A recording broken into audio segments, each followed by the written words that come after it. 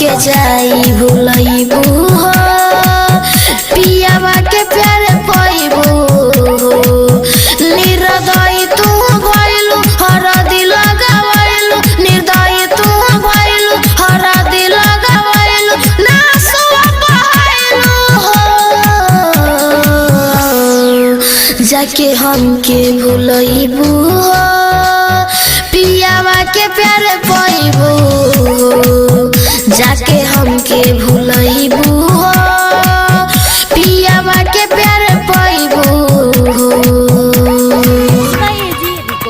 जाके हमके भुलैबू डीजे सागर राजा डीजे सागर राजा पियावा के प्यार पैबू सोचल न रहनी जईबू कबहू मुहावा से मोड़ के काहेला तू जात बाड़ू दिलवा के तोड़ के सोचल न रहनी जईबू कबहू मुहावा से मोड़ के काहेला तू जात बारू दिलवा के तोड़ के नासुआ बहैया तू जाके भुलैया नासुआ बहैया तू जाके भुलैया दिल से बिसरैया हो जाके ससुरा भुलैया हो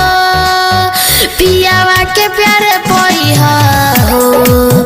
जाके ससुरा भुलैया हो पियावा के प्यार पैहा हो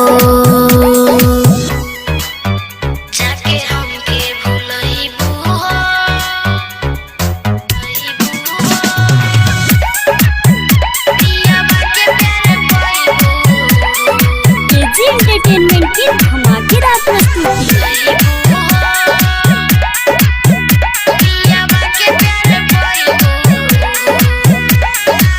चंदन आदित्य याद बड़ी करी जईबू तू भुलाई के